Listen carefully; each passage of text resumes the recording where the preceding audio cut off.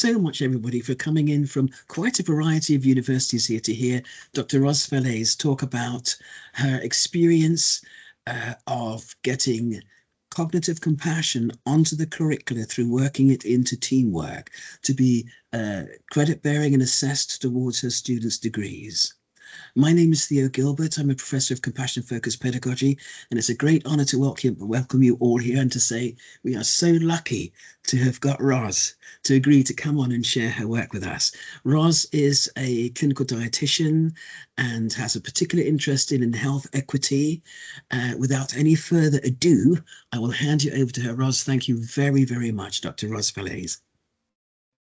Thank you, Theo, and thank you very much for inviting me today to share with colleagues how we've implemented this on the dietetics programme. I will just share my slides.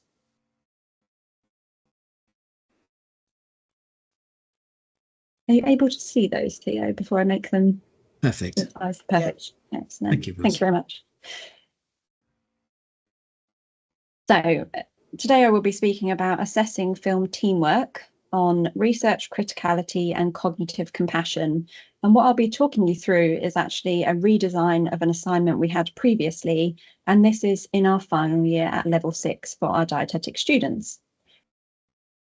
So just to give you an overview, I'll first talk a little bit about the background to why the interest in incorporating cognitive compassion into our assessment, what the objectives were of redesigning this, and then I'll invite Theo to give you some background in terms of cognitive compassion and micro skills, in terms of how they are taught to students or how we demonstrate those and embed them. Then I'll go through the methodology of the redesign and the assignment that was compiled for students, and finally some key findings. So what was my experience as a module lead and assessor, but also the students' experience of this redesigned assessment. And then finally, it would be really nice to have some discussion at the end in terms of thoughts around this. So firstly, why the interest in this and why is inclusivity and critical thinking essential? Well, from a healthcare programme of training dietitians, empathy, compassion and teamwork are absolutely crucial for our student dietitians. It's within our framework, so that's our professional regulatory group, the British Dietetic Association, and it's something that we are to some extent already assessing on our placements, but we certainly want to be supporting students in their classroom with us to develop these skills. And certainly enhanced critical thinking in healthcare is absolutely linked to improved patient care. So students who typically just follow guidance and follow a list of what to do and then apply that do not have the same impact in their future career to those who are very critically minded and actually question guidance and think about why we're doing something and how it could be optimized. And it's those students who, from experience, go that step further in their career and are able to really have stepwise change in the profession. So we know we want them to really have that skill of thinking critically. Some of the challenges that brought me to thinking about redesigning were actually, firstly, a high marking burden. So prior to this assessment, we were doing a written 2,000-word piece, and that was really challenging to mark. It's not very exciting to mark either, although that's not such a formal thing to mention. We also had some student feedback from our module evaluation that actually they found the task, which I'll come on to describe in a minute, quite challenging. It was quite uncomfortable, and because of what they perceived to be their relative lack of experience, they thought it'd be really nice to discuss it as a team and actually see what other students thought about the topic. So I'd already had in mind that it needed to be something that was incorporating more of a team element. We also have, and perhaps other colleagues have got it as well, a real hesitancy with group work on our programme. And I think there's lots of literature around this and why students, feel a bit anxious about group work, but certainly in the context of being professional and contributing to a multidisciplinary team when they go and become graduate dietitians, teamwork is absolutely crucial and they will be doing it on a daily basis. So I was really keen to break the stereotype of group work and get them thinking it's not group work, it's working in a team to achieve a better output and to really focus on how that can improve patient outcomes. And then also we are minded to adapt our assessment in relation to increasing use of generative AI tools. And we are looking across assessments beyond this one in particular in terms of how might students be using it and what we can do to create a more authentic assessment experience, which also negates that reliance or the tendency or the temptation of them to use those tools. So there's lots that kind of prompted the redesign thinking. The previous assessment, and I don't know if anyone here is from a health related discipline, was a written 2,000-word critical appraisal of some clinical guidance. So, for example, it could have been the National Institute of Clinical Excellence, NICE, or ESPEN, which is our European Society for Clinical Medicine. So they were asked to critique the guidance on a specific condition. So previously we've looked at inflammatory bowel disease, chronic pancreatitis, and they used something called the Agree To tool, which is a valid assessment tool that is used across all health disciplines and clinical research. And it looks at various different areas to enable you to really delve into the clinical guidance and assess whether it's meeting all requirements and is been conducted or researched very well, or actually whether it's lacking elements. So just to pick up on one example here, we have a section on stakeholder involvement. And so the assessment of that deals with who is in the development team, are they appropriate to the condition and the treatment, have the preferences of the target population been taken into account, and also have they thought across demographics? So have they also chosen representation from groups who would be considered to have lower socioeconomic status, as well as those who may have access to additional resource and fund. And so in this process, the students previously would have to go through all of these to rank on a scale of 0 to 7 as per the tool, and write some pros in terms of their assessment of this and critically what they thought could be improved, what was good already, why it was vital in terms of implementing the guidance and patient care. So that was what we had, and it linked to our learning outcome there that I've put on the slide, to critically analyse and evaluate evidence base. And part of the reason we're looking at clinical guidance is, although they are the gold standard, it really gets students thinking about the why we do what we do, because actually sometimes the evidence for recommendations in them is very weak, and it could just be based on a few patient cases, or it could just be a consensus opinion. So it's really getting students to delve into why we do what we do in practice. So I felt quite positive about the assessment as a concept, but certainly this 2,000 words, it was very challenging. They wanted to discuss as a team because they felt like actually in their professional career, they were quite junior to be critiquing gold standard guidance. So this is what really led me to those thoughts that I've described. So the objectives of the redesign were to foster inclusivity and compassion in group assignments, and really want students to work together as a team and see the benefit of that. Also to encourage deeper critical thinking. So I've run this assignment as a written piece for 4 years, and there are every year submissions where students still struggle with the concept of critical thinking. They aren't able to appraise the literature. It's very descriptive. And I feel as an individual and as a professional that the deeper conversations I have, or the deeper I can get with analysing anything in my life, is when I'm talking to lots of different people. So I think that's one way in which to really enhance that in our students. Also to streamline grading, to reduce time demands. That's something we're always looking to do in our programme, and I'm sure across all HEIs. And also, as I said, to kind of account for AI tools. So before I started any of this in the module, obviously we'd redesigned already, I did ask my students what they thought about group work. And these were some of the comments I had. So it stresses me out, it's not good, always my lowest mark. There were comments around group members not pulling their weight, and I just don't like doing it. And certainly there was this real negative feeling I had from the group. I then asked them in a Menti what they thought about teamwork. Very different. It's enjoyable, opens my eyes. They said it was great to hear other people's perspectives, interesting to hear about processes and approaches. One student saw where I was going with this and said they are not the same, and wrote a kind of long spiel about the contrast between group and team. But I really wanted to bring those elements together and let them understand that actually working in a team within an assignment will help them to reach greater depths, and they can support each other in that as well. So the first step in integrating this was to run a 1-hour workshop on cognitive compassion focused teamwork. And I'd just like to pass over to Theo now to just give you some greater information as to what that entails. So Theo, would you like to share? Yes, thank you so much. What I'm going to do is I'm going to pop into the chat box. I'm just going to pop into the chat box, if I may. Thank you very much. It's just a 36-minute summary of what we're asking students to do. It's a sort of talking to students. So rather than I flood you with lots of with slides and things, what I will simply say is this, that this 1-hour workshop is very, very simple to run. It is simply telling students who they are, that we had to come down from the trees 2.4 million years ago, 3 million years ago, there was a climate change, another one.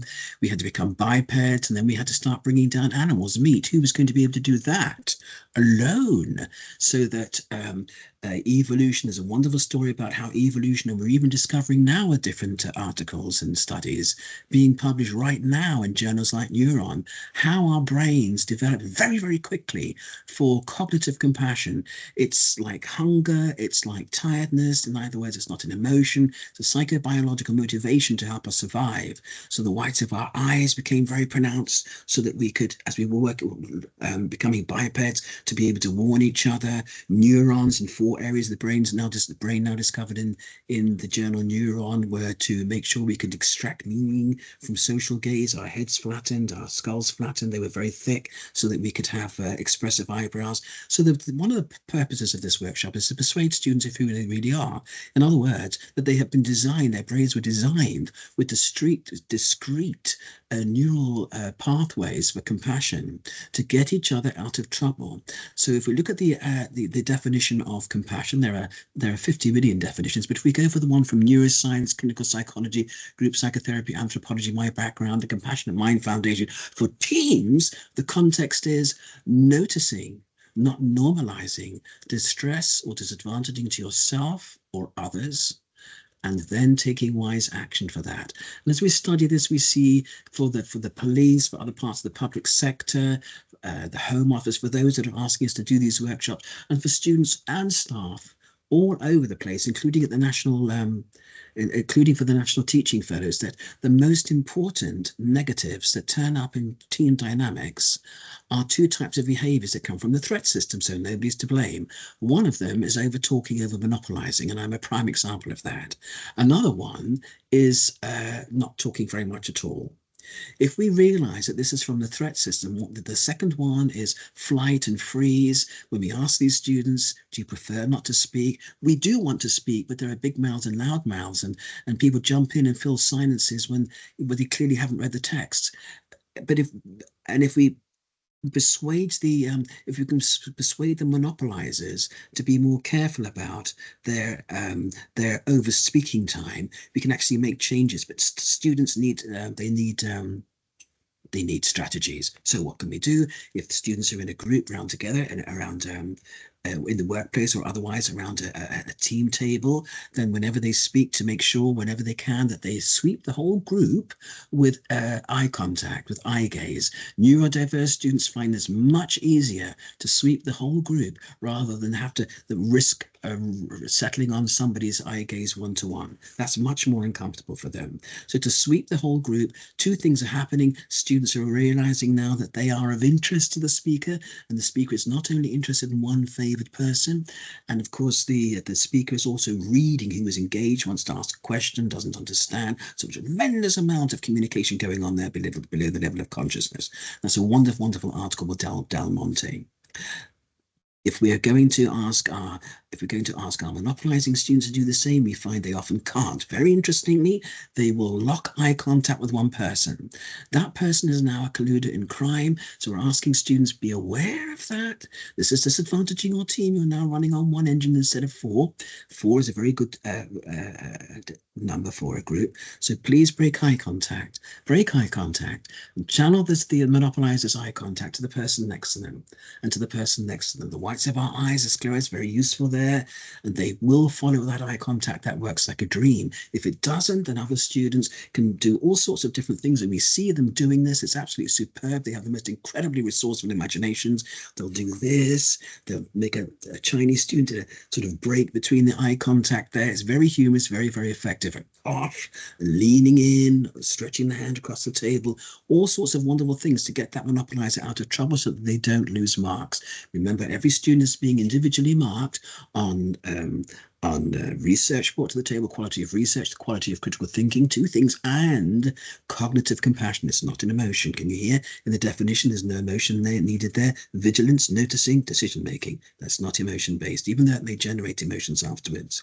Quiet students, the warm, gentle voice we ask students to use for themselves instead of that mean, spiteful, critical voice that we all hear in our heads all the time, especially our perfectionist students, where loneliness foments fear of failure because they isolate in this state of self-esteem, we're all told self-esteem, which is measuring yourself against everybody else in some aspect of your personal performance. How toxic is that? So we're asking students to practice this warm voice with themselves and to use it when they are disrupting the monopolizer. If they're online, for example, this eye contact thing isn't going to work. But what they can do is use a warm voice to interrupt Ben when he's been talking, just slip in like a little fish when he draws breath. Even I have to do that.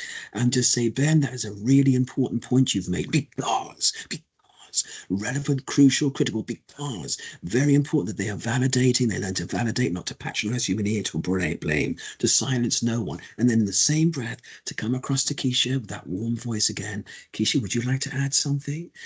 To explain to students it's their duty and their responsibility and their privilege to get people who are quiet out of the cold dark water onto the boat as often as they possibly can, to keep that door held open. Selective mutism students at Exeter did very, very well with this, and now Lisa Roberts, the vice chancellor, is writing to us to say that she's going to put this onto the strategic plan for the next strategic plan for the university. If the quiet student isn't ready to speak, all she has to do is this, or he, and then reach out to another student by name. Ahmed, could you help me out, please? Something that is quite wonderful here is that when we come across the Ahmeds who are incredibly quiet and shy, and staff think, oh my goodness me, how's he going to manage it? He will come in and smash it. And we have this on film time and time again. The motivation has now changed. Not worried about making a fool of himself, as we've interviewed students who say that, but now one job only, and that is to help Keisha. And so we start to see real discussions arising here and criticality. Just a few little techniques here, but there is more in the chat box if you wanted to know more about that. And back to Roz as soon as possible, please. Thank you so much for your patience. Thank you, Roz. Back to you. Thank you. Thanks very much, Theo. I need to bring this back up. Super. So in terms of the redesigned assessment then and how that workshop fits into it, so it was still thinking about critical appraisal of clinical guidance. We still use the same tool because it's a very robust way to do this. But in this assignment, we turned it into a group critical appraisal of the clinical guidance. So the first step was a preliminary workshop where Theo very kindly came and spoke to the students about cognitive compassion-based micro skills. I also gave an assignment briefing, so setting the scene with them and just giving them further information about what that entailed. And I think the feedback from that was so valuable because there is a lot of discourse in terms of, you know, group work being this and teamwork being this. And I think it really got them to think about how they could help each other and start to think about their roles as either monopolizer or quiet member. Now, I have had these students for 3 years, so I already had a good insight into who was the monopolizer and who was the quiet member. And I'll come on to why that was quite useful. The second step was to put them into groups. And ideally, we wanted 4 in a group. We had one group of 3 to work together. So we established these teams. And actually, I did design them based on what I knew about the students in terms of trying to distribute the monopolizers and trying to distribute the quieter students, so that equally, I think it would make a nice team dynamic, but it would give them the opportunity to really reflect and demonstrate those skills with each other. So they independently appraised the work themselves. So they went away and had some time together. They allocated leads for each domain. So they chose 4 in that agreed to tool. And then they started to work together in a team. And it was quite interesting to see the hesitancy with, can we work together? Can we talk to each other about it? Well, absolutely. You can support each other and you can achieve so much more working as a team than by yourself. And I think there is that, I want to protect my first. I've heard that verbatim from students. I want to protect my first. And I know I can do a really good job of this. And I think the brilliant thing about this assessment is that, and I'll come on to where we have the different assessment and it is graded and they know it's going to be graded. Those students who wanted to be me, and do it themselves actually tended to be those who were a bit less able to be cognitively compassionate in the team. So it absolutely worked for that reason as well. But we had this, they worked together in their groups completely independently of the module teaching sessions itself. We then ran a practice workshop, which is where they came in, I think it was 2 hours, and actually practiced implementing the cognitive compassion-based micro skills in their teams with an independent topic. So it wasn't to give them any advantage or practice for the actual assessment. It was something they'd worked on previously, and they just had a go at talking to each other. And it was, to begin with, a little bit, they're looking around, I'm not sure what I'm doing, but they really got into it very well and were interacting with each other, bringing in quiet members. We saw some really nice demonstration of the micro skills, and was absolutely essential for them to just have that practice. It was a new thing for them. They hadn't done it before. Students do get anxious and nervous about new things. So the practice workshop was vital. And then the final step was the live assessment. So it was approximately 30 minutes, and they would, I think I've got the next slide. The format was that they would present their overall evaluation to start in 3 minutes, which, they were very nervous about 3 minutes, but it was absolutely plenty of time for them to present their evidence. And then as a group, they would critically discuss the leads evaluation. So they might talk about the rationale, the relevance, the importance or evidence. So when the first student had finished, they'd invite the group, has anyone got any thoughts about that? And they'd discuss it as a team. So it wasn't an interrogation of the person who presented, but it was actually a team discussion about some of those points. And students may come in with additional support or evaluation, or I saw this interesting paper actually, or yes, I agree, and I think that's so vital because of this. And that was repeated until all students had presented a domain. So each student got multiple opportunities to achieve grades because they were presenting, but then they were discussing 4 times as well with their peers. And it was individually graded, which I think is really crucial as well, to have that individual accountability on the quality of their evidence, so the references and what was supporting their statements, their critical appraisal of the guidance, so what it was they had picked up on in the guidance, and the why is it there, what would be the alternative, why is it so vital, what's missing, why was it a problem that was missing. And to give some examples on the domain I mentioned earlier, which was in terms of engagement from patients and the public, this particular guidance was very weak on that. So we had some really nice discussion about why that was vital and how that might impact patient outcomes and adoption of the guidance. And then 30% was allocated to the cognitive compassion-based group management and the micro skills. And we saw such wonderful examples. I mean, I don't have ethics or permission from students to share their actual assessment, but we did see such wonderful examples of this. And one's, a few really spring to mind.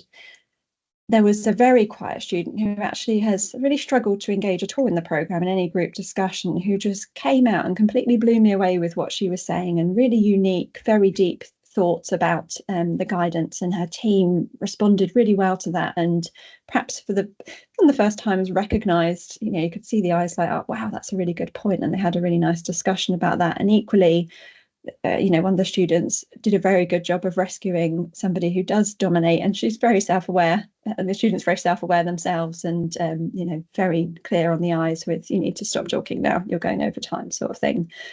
So it was unexpectedly not simple, but it was quite easy to mark that because it's something very visual that you're seeing in the group. For this assessment, we did have 3 markers, which was partly training process for myself and my team member working with Theo. It would be lovely to have 2, but you could absolutely do it with 1 person as well. And everything was recorded for the purpose of moderation, so filmed for the purpose of moderation and the external examiner as well. So what were the findings from this then? So I've gone through grades and some other thoughts I had. So firstly, it did genuinely improve grades. We heard things that we hadn't heard over the 4 previous years, and that's really refreshing as a marker and kind of somebody teaching them. That the insights were completely new, and they were going into much more depth and much more research behind than what I'd read previously in assessments. And I said I've been doing this for 4 years. And some of the students had even gone to the level of, well, when they established the working group, they did ask this charity to be involved, or they asked this paediatric group and they declined. So, I mean, the level of research was impressive from my perspective, and another marker who'd been doing this and had marked previous submissions as well. So that depth was there, and that was reflected in the grades. So the mean grade from this cohort was 70.5, ranging from 50 to 81. I think what was most satisfying, or what I enjoyed the most, was not necessarily the mean difference, although the previous average mean was 65, so less, was that the lowest grade exceeded the prior cohort average by 8.1%. And that really showed that by working together, it was enhancing their understanding of critique and helping perhaps those students who struggle more with this concept. Because again, individually assessed, it wasn't that they were just getting a group mark and it was pulling them up, but we were actually seeing that all students were demonstrating critical skills within this assessment. Definite efficiency gains. So I'd say, I think this is probably underestimated, but to mark 30 essays, I think probably takes at least 15 hours, because it's quite a complex assessment to mark anyway, because you're looking against the grading and then the critical guidance itself and the written documentation. Whereas in this format, it was all done and dusted in 5 hours, including feedback. So we would watch the half an hour, write the feedback as it goes. We had a shared document, so we were putting marks in straight away, and it was certainly a much more efficient process. It also means the students get their feedback much more quickly. So they had feedback after a week. One group couldn't make the day, which was really unfortunate due to illness. So that was the only delay. If it hadn't been for that, we could have given them feedback in a few days' time, which is obviously much more beneficial for them as well. And then in terms of the engagement, not just myself, but the other assessor from my team reported that definitely there was richer contributions and discussions, and actually it was just much more enjoyable to assess. I personally don't enjoy marking essays, but I did really enjoy the student discussions, and they certainly really impressed me. And since, I've had individual students come and ask me about different things and engage where they wouldn't have before. So I think it's created a really nice dynamic in the group as well. And I feel like they're more open to kind of being even cognitively compassionate with each other on a day-to-day basis. Some of the quotes, so we had some assessment pre and post in terms of getting their feedback and thoughts around these. And I've just pulled out some quotes, not just the positive ones, but some points to work on as well. So this was a lovely quote from a student. I love learning about compassionate communication. It's helped tremendously in team working and understanding my own actions and team dynamics. My students are very used to reflecting, and they're really good at doing that. And within the comments we received based on this assessment, there was some really nice reflection. Another one, I was more confident in ensuring everyone's opinion was heard and felt valid. And I think that really got through to them in terms of, it might be that colleague who's always quiet has the most unique and interesting point to make. And so I think it enabled them the chance to actually see that in practice and recognise that the quiet member might, quite often has something really interesting to say and something really powerful to contribute to the discussion.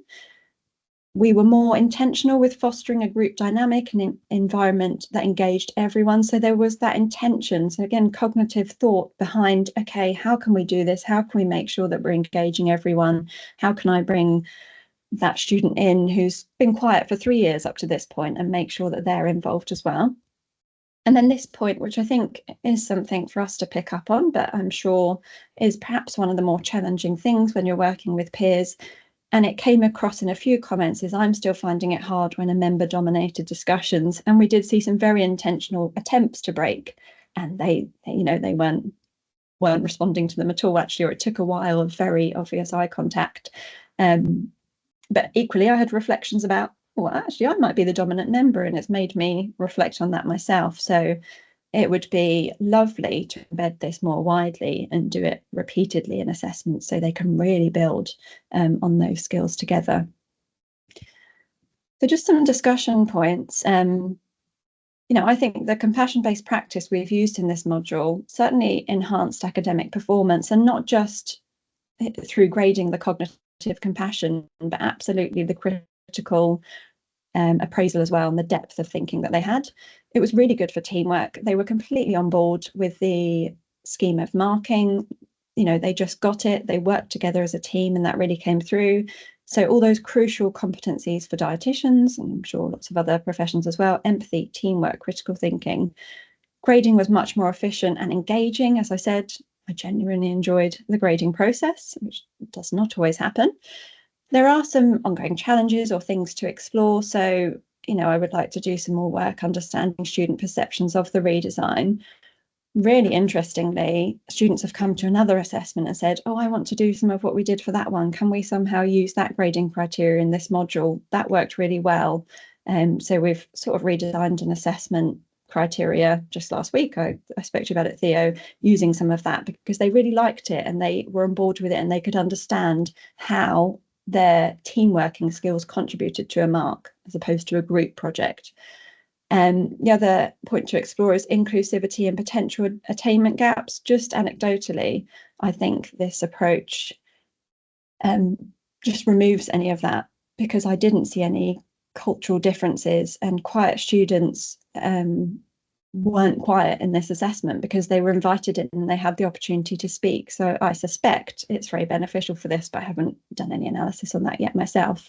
And the other thing that I had a brief look at is to see whether this cohort outperformed previous cohorts. So was it actually that they scored better than previous cohorts, or that they are a better cohort? And they're not, based on previous data that I've looked at. So it's not that this is a super cohort, it is that they performed better in this assessment.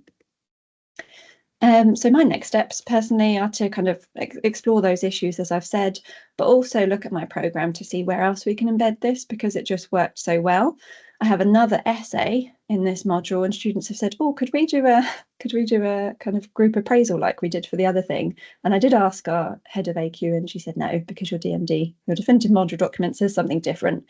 But certainly what I'd like to do is give them that personalised opportunity to choose, maybe for that subsequent assessment, of would you like to do your written, or would you like to work in a group to do this? Because they absolutely enjoyed it and saw the value, and it didn't stop them researching to the same extent. If anything, I saw greater depth of research. So yeah, it was a very, very good experience personally, but it definitely benefited the students as well.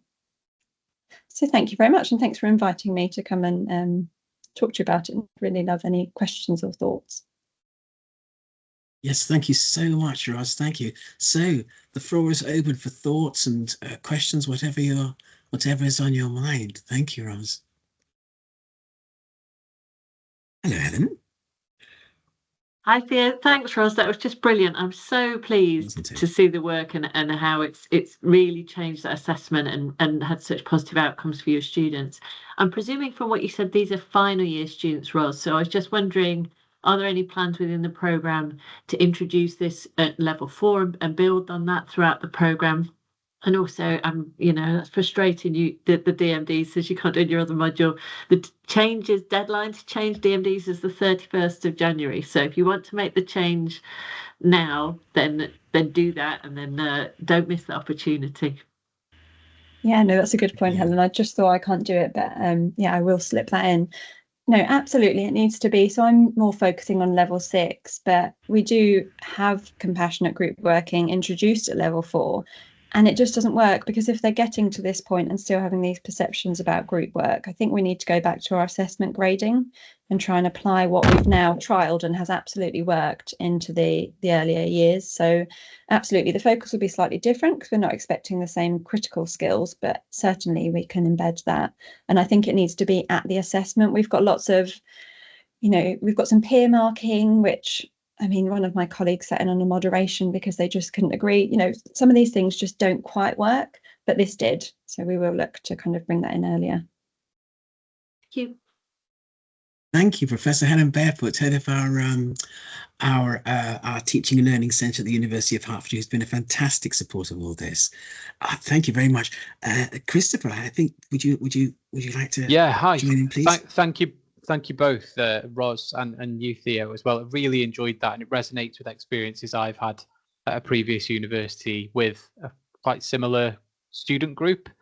So we did an assessed group presentation, essentially, for midwifery students, really to simulate the same things that you were mentioning, Ros, around, group accountability, professionalism, things like that. And that was kind of the nub of my question, really, is if either of you have ever experienced this being done in disciplines where there isn't that professional vocation directly linked, and where you don't have the handy tool of an MDT or professional guidelines to kind of bring it. Or do you think that this is one of those assessment kind of innovations that is, I guess, more suited to those professionally accredited disciplines, or where the evidence base will grow from there first? So it's just whether you've heard of anyone applying this beyond a kind of medical discipline, essentially. Oh, I might be able to throw a little bit of light on that. We put in the University of Hertfordshire at the moment. This is assessed credit bearing, as Ros has done this for LMS as well. In engineering, computer science, law, business. And it used to be in what is now our HAS, CAE, so it started from there. And we can see, and it's also used, but not credit bearing, by our astrophysics Professor Hugh Jones, who sends students then over to the Careers Centre, who are very, very keen on students using this and see really, really good assessment discussions, problem solving, thrashing it out in teams who've been exposed to this. So I would think it works for everybody because we're talking about the universal fundamentals of the way the brain developed to build its distinct neural circuitry for compassion. The professional bodies can be a little bit tricky though sometimes, but nurses who have talked about this have said, well, actually, I think it's an NME that you can get around this. You can get around this. And increasingly, professional bodies are coming around to what employers keep telling us. The Royal Chamber of Commerce, the Diamond Report, the Times 100 best employers, that teamwork and communications are prioritized. We keep coming to the top of the list of what's needed now. I hope that answers your question a little bit. Yeah, absolutely. Chris. It gives me a lot of hope as well. We actually found that our professional body, so it was the NMC at the time, they were really positive and in favour of this. They loved this. They were worried about the individualistic culture that most academic programs actually create, and how that translates to poor practice and poor confidence. And actually, the students were similar to what you found, Ros, very, very enthusiastic about it. Some were sceptical, but it was actually our colleagues across the university that we had to spend most of the time convincing that students wouldn't revolt and strike and everything like that. But yeah, I've loved the presentation. It's been so interesting, and like I say, giving me a lot of hope that this stuff can really get a grip in the sector. So thank you. Super, thank you, Chris. I wonder if anybody else would like to add something, or would anyone else? Oh, John. Hello, John. Please go ahead. Thank you so much.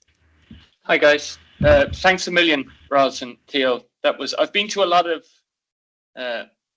this type of presentation, and that was just fantastic in terms of, I feel like I could go away and I could actually implement what you've designed. It was really well presented, and the supporting materials were great.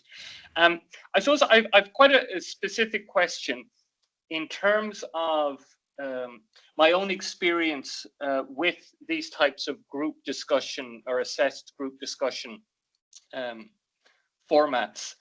How did you, or did you have to? Because I got the sense from the presentation that the discussion that took place was very, it was very authentic, in that it happened in real time, that people were reflecting on and responding in real time to comments made by members of their group. And so my experience has been, at times, not always, but that the groups will choreograph the discussion, and that it will be quite rehearsed. Now, perhaps I missed this in the way you explained the implementation, but I'm just interested in your thoughts around that. Was that an issue, or did you have to address that issue, or that choreographing and rehearsing of what is supposed to be a very dynamic and fluid and real-time discussion? Yeah, I mean, I can add kind of the experience that I had with this. So I think, complete transparency, one group had a tendency to do that to start, but it just disappeared so quickly. So we did see an exchange of scripts before one of the groups were assessed, and I thought, oh dear. But as soon as you're in that authentic environment, and I must say it was one group at a time, they didn't have any other colleagues in the room, it was just us and them, they very quickly became more authentic. So they had some notes in front of them. We gave them freedom with what they wanted to bring in, but it was mainly that they thought, I have my domain to introduce to the group. So that was more so rehearsed than any other element, but in order to be cognitively compassionate, they needed to be looking around, not reading off the script. That would have resulted in less marks across those elements. But the discussions themselves were very authentic. And because of that dynamic process of the quiet member, they were also thinking, let's make sure we all have an opportunity to speak, and let's make sure we involve everyone in that. So certainly it didn't feel like that. It was a concern I had that I didn't share with the students, but it didn't happen on the day.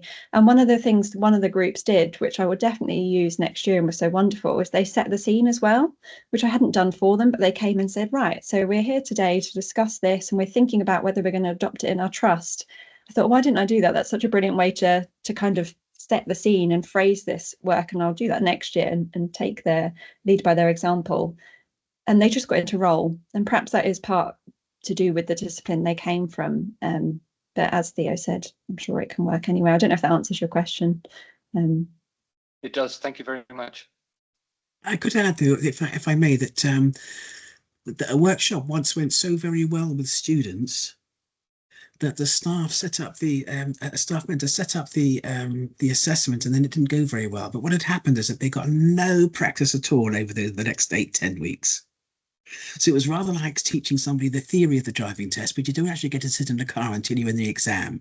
So but the other thing is to notice as well, John, as Ross has said, that we've had students who have practiced beforehand and then said, but in the exam, you're on the hoof, you're racking your brain to give the best answers and really, really mentor and push the critical thinking of other students. It's a completely different discussion, even though we practiced. It's filmed, and sometimes staff choose to have other students come in. The students really like that because they can, for example, if it's articles, they can get the lowdown on a lot of articles and discussion for the price of just bringing in one, if that makes any sense. So some staff in the past have said, you're going to do this, you're going to find your own article on the lecture I've just given, rather than me ask you to read an article and then we find that half of you haven't done it. So we're going to ask you to bring your own article in and on this lecture, and then we'll put you in a group of 4. It may not be your bodies, and you're just going to mentor each other exactly as Roz set up. And that works very well as well. I'm so sorry, John. Donovan, I understand that you were trying to speak and I interrupted again. Thank you very much, John. You're muted at the moment. Bless you. Forgive me. Sorry, I'm just going back to the point you were making earlier, Theo, and thanks for a really interesting presentation there, Theo and Roz. Really enjoyed hearing what you were saying there. I'm suddenly at a film school and teaching film students to work in production contexts productively with each other. I'm sensitive to the importance of the compassionate pedagogy debate and making our students think about how inclusive they're being in terms of how they organise their work groups. I just wondered whether there was, in the list of subject areas that you mentioned earlier, I don't think I heard a creative one. And if I didn't, has it been used? I'm sure it has. And I just wondered whether taking the focus a little bit away from the kind of engagement with the materials and thinking more about the ice-breaking potential of of being sensitive to different personas in a group work environment. How do we insert some compassionate pedagogy there? Sorry, long rambling question, but no, not at all, not at all, Donovan. Thank you so very much for that. I wonder if I could ask you. I forgot to ask John. Where are you from, Donovan? It's so lovely to know how far afield we're coming in to help each other with this. Sorry, I'm at a Central Film School, sort of a private sort of specialist provider. Right. Working with the Office of Students, but a film school. Thank you, Donovan.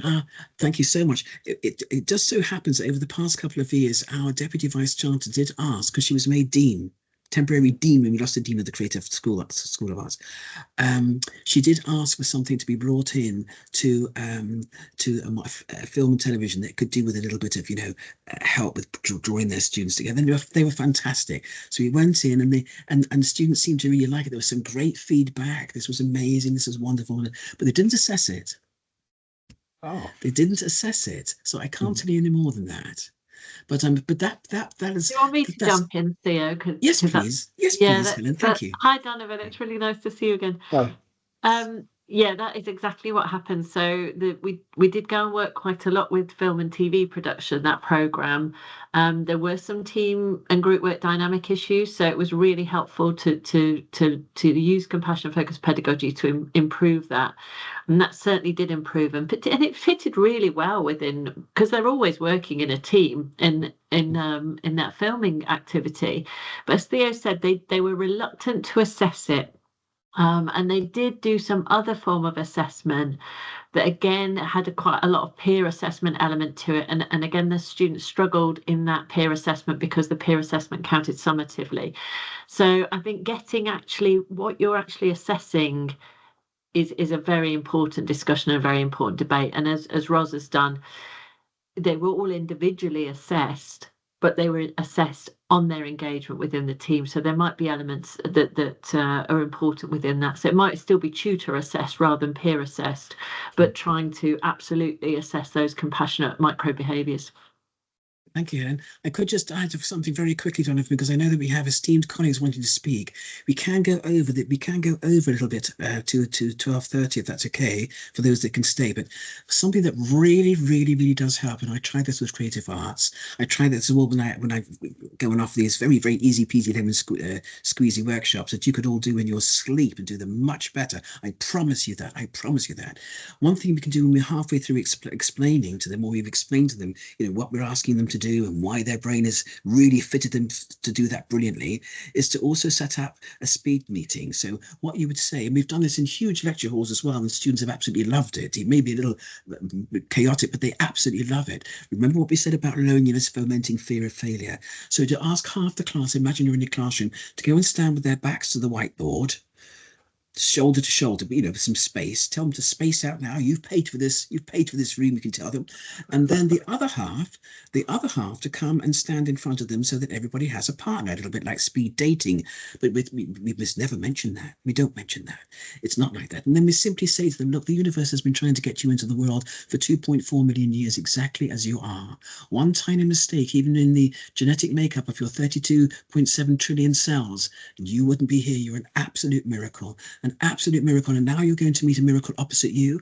And this is your chance to speak to this person for around 3 or 4 minutes. And then we'll move you on. So one person from one row will move up to the other end, and then row will shift along. You know what I mean?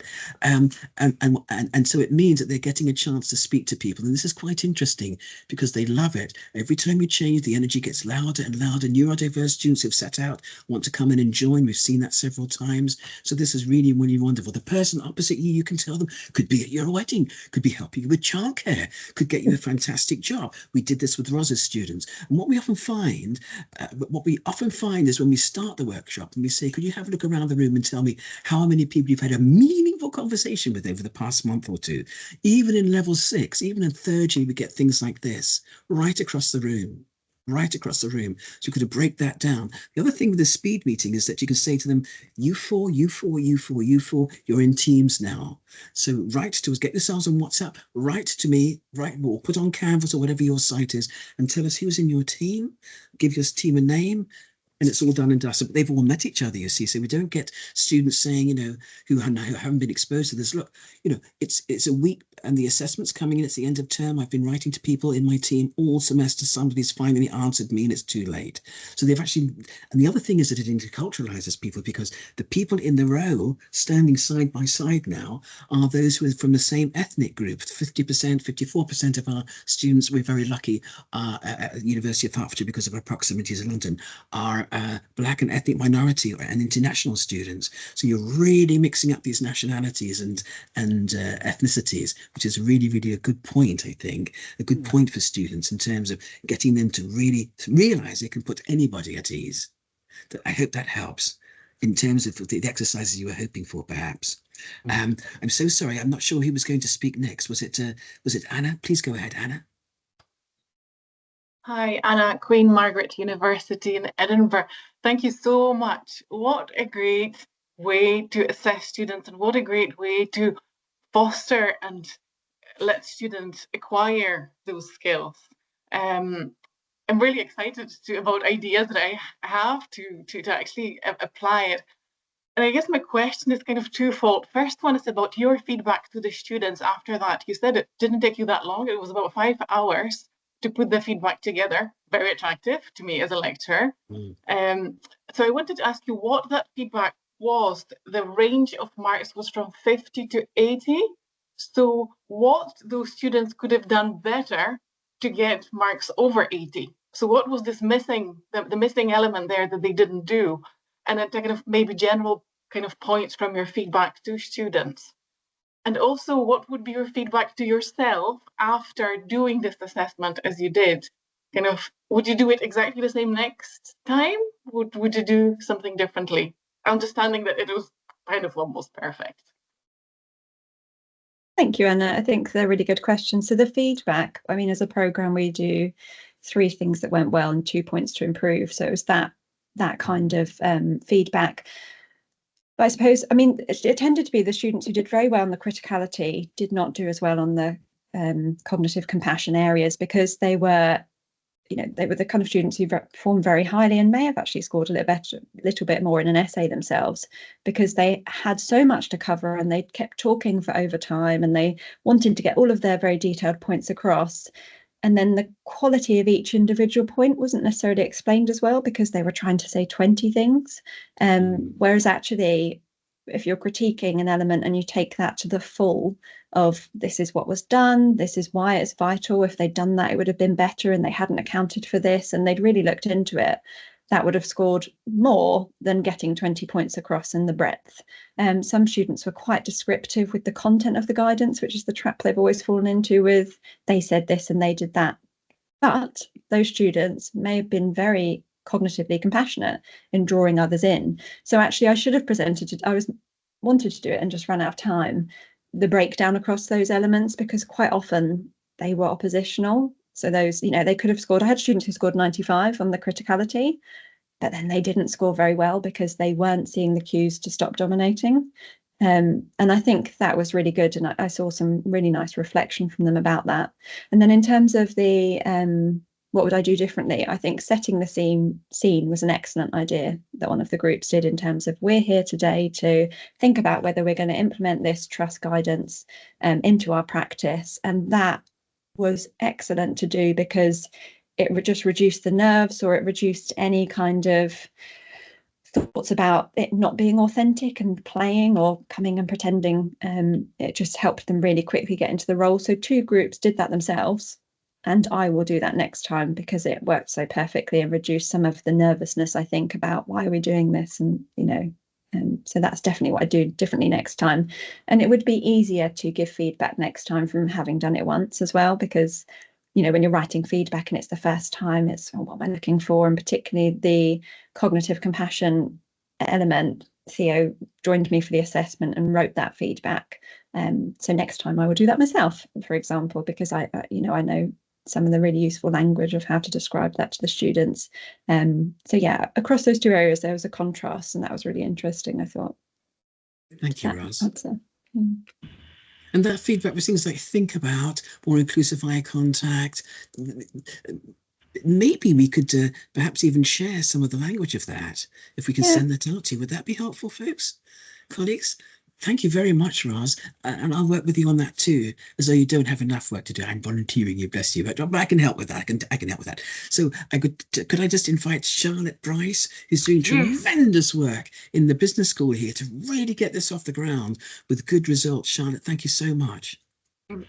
Have we got time, Theo? Just for a couple of minutes. Ros, thank you so much for sharing what you did. I am currently with a colleague on this call writing assessment for my level 7 module, and we are considering as part of a research project module that instead of students writing a traditional research report, that as they come to the latter stages of their research, that they would present their findings, analysis and conclusion in a group of 4 as a discussion. So perhaps we were thinking maybe with a poster to display the content, and then they would have the opportunity to discuss. And I was just wanting to understand some of the dynamics and the operations of your module, please, Rose, around what kind of numbers were you working with and what length of time did you have with them? Because I was just trying to get in my mind how it would flow in terms of the opportunity to practice. As Theo has said, and you had said, it's fundamental that they have that space to do it to be successful. So if you could maybe share just some of the logistics, please. Yeah, so it was we did it last semester. So in terms of scheduling and timing, so I briefed them on the assessment in the first week. In the second or third week, I think we had the cognitive compassion based micro skills training, which was 2 hours. So that was kind of really getting them on board, and they really enjoyed the session. Then they had, I think it was 2 weeks later, we had the 2-hour practice session, and the time from assessment brief to the actual assessment day itself was 7 weeks. So they had 7 weeks to work together. We had some related talk content in week 2, and I can put this together, Charlotte, because this is probably not very useful. Me randomly doing no, just which was on inflammatory bowel disease, but it wasn't actually particularly necessary, that talk content, because it was more about the critical appraisal. So they kind of got all the teaching and the workshops within the first few weeks. They had 6 further weeks to work together and a practice in the middle. And then, you know, I know they were meeting each other on a weekly basis. What size of cohort was it, Rose? So I had 23 this year, which is a bit smaller than usual. That's why, 5 hours perhaps wasn't so long. And we had mostly groups of 4 and one group of 3. Okay, great. I've got 84, which I think fits nicely into groups of 4. So but I have them for longer, though. I have them for 4 months. So I have them longer. So I'm just trying to think about that. But the other comment that I wanted to make was probably back to, what Dominic was saying about we've realised within the business school that from a consumption of the compassionate pedagogy perspective, not all staff are ready to consume it and assess it. So what we have tried to offer is we've tried to offer introducing the skills at programme level rather than at module level, and we've seen that can complement, particularly if we can work with the programme teams to understand which of their modules have group work and when they land, and then we can schedule these almost higher level sessions just to start thinking about getting and forming into groups and thinking about how you perform within your group, although it's not necessarily assessed. I think we've had quite a lot of success in introducing the concept to staff and students more slowly than rather than saying, please take it and assess it. So it's just to make that observation that we have come up with some sessions within the business school that we'd be happy to share that introduces it lighter touch, I think, and then brings staff along for the ride as well. Thank you, Charlotte. Thank you very much. You're doing great work there. You really are phenomenal. So, dear colleagues, I wonder if anyone else would like to add your thoughts on how you feel about going forward with this, perhaps? Any questions? Any worries? Is everybody okay? Joanna, please go ahead. Thank you so much. Hello again, and thank you so much, Roz and Theo, for some fantastic insights. Really inspiring work. I suppose this is a little bit vague and unformed as a question, but I'm always kind of thinking about inclusivity and kind of, recognising that, say, students with English as a second language find it harder to be put on the spot to provide oral kind of contributions. Like you, Ros, as well. Do you know what I mean? I'm really intrigued as to whether any awarding gaps might occur or in fact be helped by kind of the skills of micro compassion, and also kind of in terms of various disabilities kind of. So I think potentially this assessment could work really well for students with dyslexia, but could it kind of disadvantage students who are on the autistic spectrum? And I don't know, kind of, Theo, you were mentioning the kind of sweeping gaze as opposed to the, direct eye contact. But eye contact is something that Kate and I actually have been thinking about in relation to presentations and kind of presentation kind of rubrics, marking rubrics, as something that could be ableist. Do you know what I mean? So I don't know. It's a very unformed question, but it's largely around kind of inclusion, kind of, international and disabled students. Kind of, what are your initial thoughts at this stage? Ros? Yeah, I mean, I can reflect on the group I've got because I have international disabled and neurodiverse students in my cohort. And I do think, although I have no evidence because I haven't got that far with this work, that, I couldn't see any disadvantage. And I think it may be the opposite, that actually negates or reduces that gap, because it's giving those who are maybe less confident to come forward or actually feel like their opinions are less useful or less valid, or somebody else has got something better to say. It gives them that opportunity within the framework of this to be invited in and to feel that they need to give that contribution. In terms of autism, and I think that having a firm brief and installing confidence in your students is really important with the assessment. So I think in that first session where I introduced it, I was very confident about the fact it was going to work and it was going to be excellent and it was going to be a great experience for them. And I hadn't done it myself yet, but I think that's so vital for students. But I also find, just as a personal reflection, that no two students with the same neurodiverse diagnosis are the same. So I can certainly say from those I had this time, I couldn't see any evidence of that. And I was mindful to look for it and ensure that, I would definitely not want to do anything that would disadvantage any students. And if anything, I suspect from the students I know who are never putting their hands up in class and not really contributing and very quiet, it was really nice to see them come into their own. And some of the points they raised were completely unique to anyone else's and definitely will, bring richness to their future careers if they continue to raise their voice in that way. So that's my initial thoughts, but I don't have evidence myself because I haven't looked in detail yet. And it's a very small cohort as well. I'm just That's putting lovely, in Ros. Thank you. Thank you, Joanna. I'm just putting in a couple of papers that might be of interest to Joanna. And there's a film as well that you could see. We have, thank you ever so much, Ros. One of the things that really hit us, as you remember, I said that we had about around 54% of our students. We have around 35,000 students now. Because of our proximity to London, are Black or ethnic minority, or international, or mixture of those. And we do struggle with the awarding gap, as many other universities do. And Helen Barefoot has been on the case, working with other students, with other universities on this, with the value score system. In terms of in a different department here, so in a different way of thinking, the compassionate communications really showed a big change in our ethnicity gap. If the first experiment was carried out, in the chat box you can see here, assess compassion on the curriculum, on the HE curriculum. Why would we do that? So, for example, students in our business module were given 2 assignments on the same module. One was to write an essay and one was to be in a group discussion. The two markers were both seasoned business lecturers and tutors, one a program leader and one a module leader.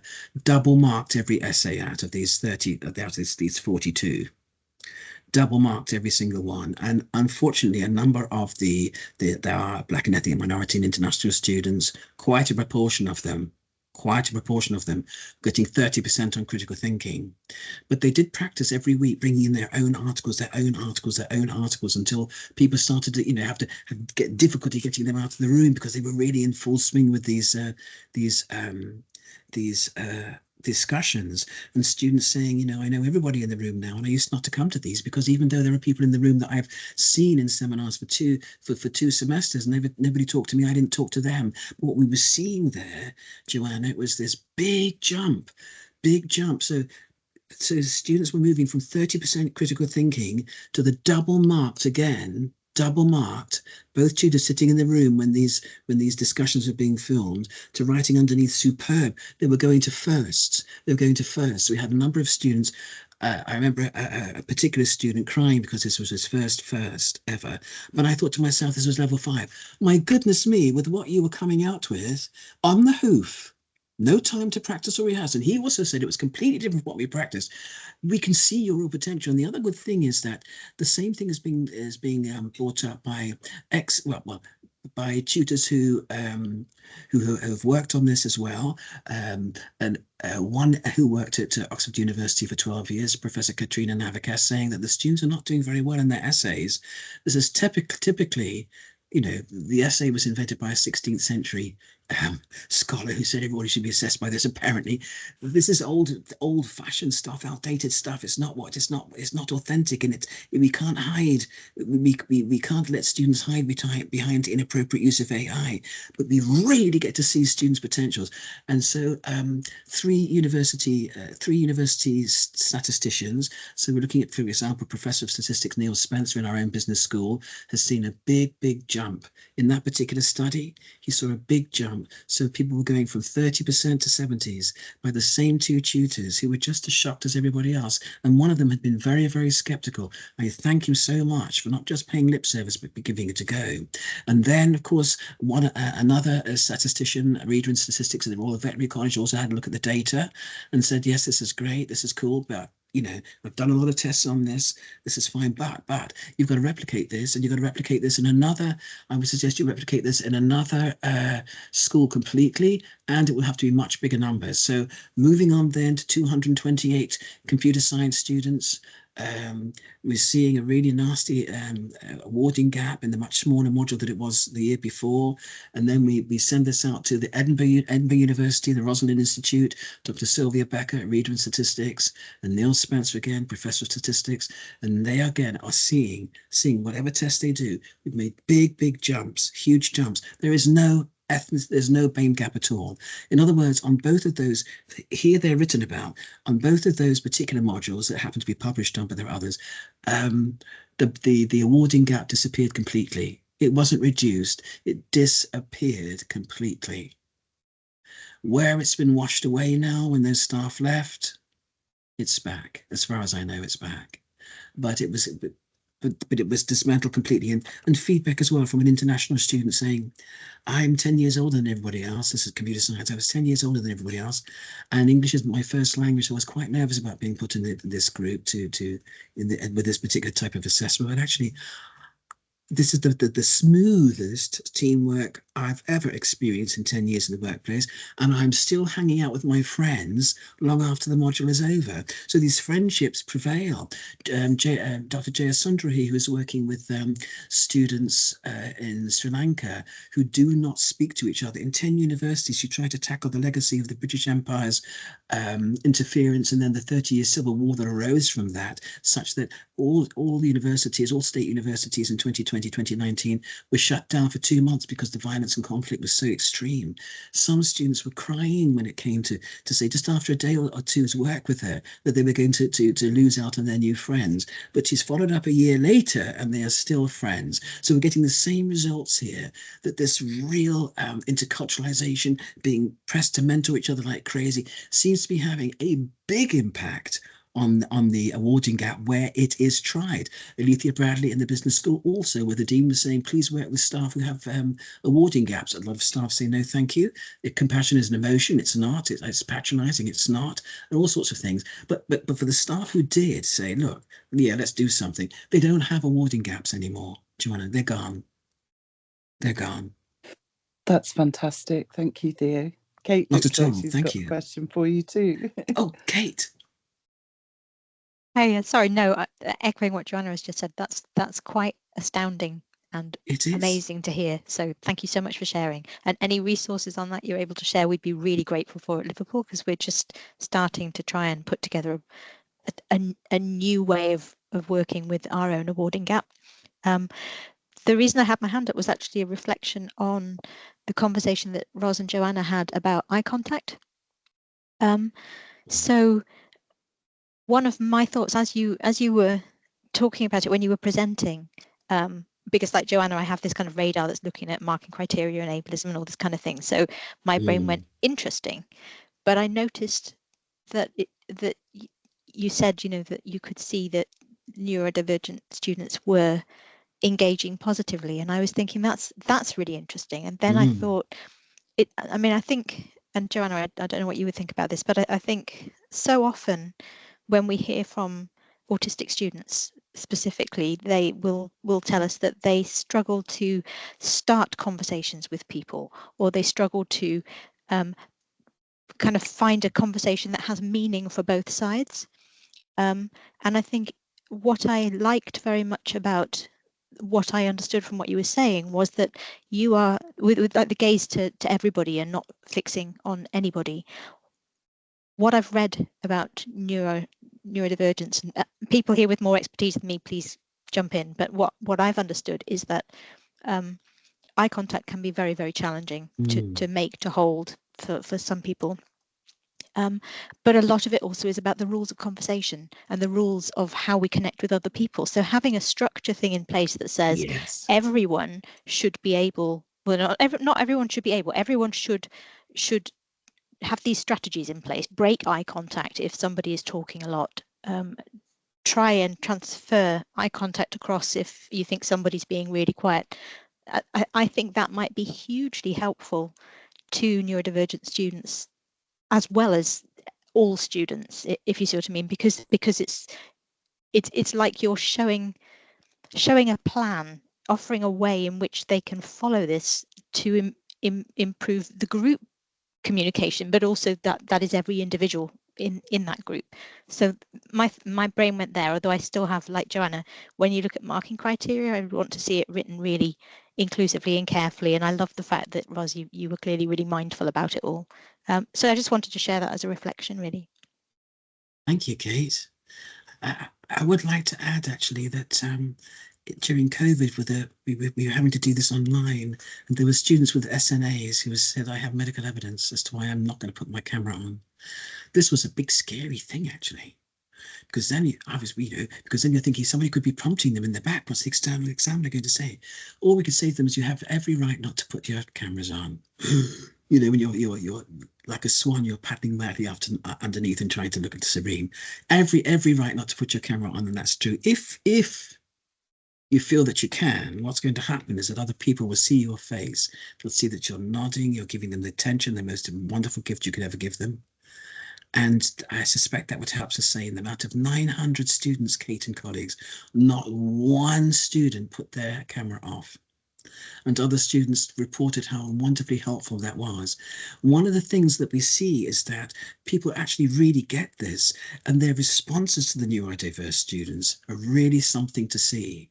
You know, they're really giving their attention, they're putting their hands across the table to show that they're listening, not necessarily making eye contact, but really, you know, people say if you're just writing things down, you could perhaps be giving your attention, but that's not ostentatious attention, on which Google spent $5 million and discovered that was one of the things. Giving ostentatious attention to others made help them pin down what was the key defining feature of their best outperforming teams.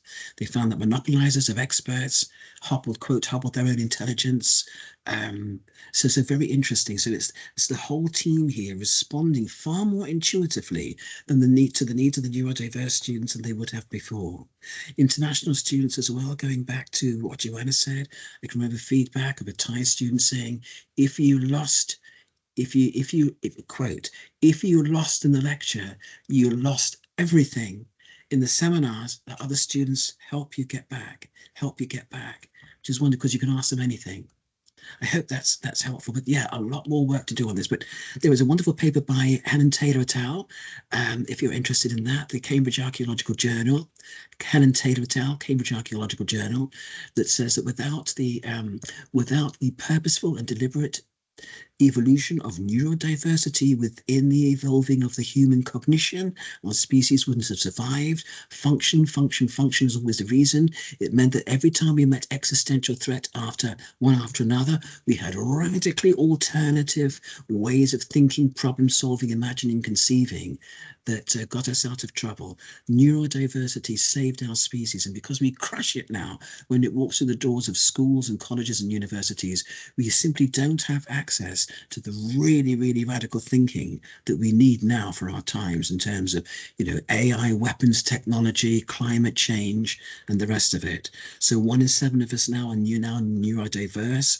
These youngsters and children are not doing well, shot in prison of school, as my own neurodiverse son said at 6 years old. The person who invented school should themselves be in prison. The brain is changing very quickly. Professor Greenfield at Oxford, as his neuroscientist, says that the architecture of the brain, because of digitalization in our children, is changing very rapidly indeed. It's neuroplastic. And as Sir Ken Robinson, who has been watched for his talk on this on TED Talk, 69 million views, nobody else has ever come close to that, says again that there is not an epidemic. The so-called epidemic of ADHD is a response to being trapped in a room all day with a very strict curriculum that's not very spontaneous anymore, and it's just driving our children crazy. Our brains are not fit for that anymore. There's a huge mismatch here. So yes, again, any way we can find to authentically assess and draw students into community where they are valued. So we say this in the compassionate, workshops as well. If you're a neurodiverse, you can be proud because you help save the species, and could still do that again if we can, so to try and take away the stigma of the students who are really worried about this. To be valued. I hope that helps a little bit.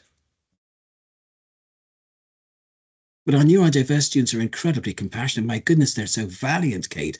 I have to see the efforts the efforts they make. We've got it all on film. Shows they have real valiance in trying to look inclusively at other people, because they're normally used to just reading their notes with their head down. They can't see who's responding, who's bored, who's looking at their watch. They can't see if anybody wants to ask a question, and they can't see any support. You can't see any support. You can't see the people leaning forward and listening and reaching out their hands. So this really helps them too, that somehow the response of other students to the compassionate pedagogy expands their imagination and how they can more resourcefully really support the neurodiverse students. I could tell you lots of stories about that. It's quite wonderful. That's really lovely. Thank you.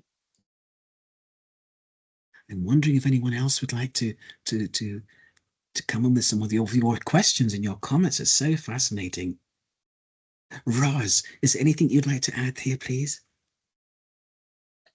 No, just thank you very much for all the discussion, because I think it's continual learning and reflecting. I'm highly reflective, so I think the comments today have been really valuable, and I'll certainly think on them myself. So thank you very much.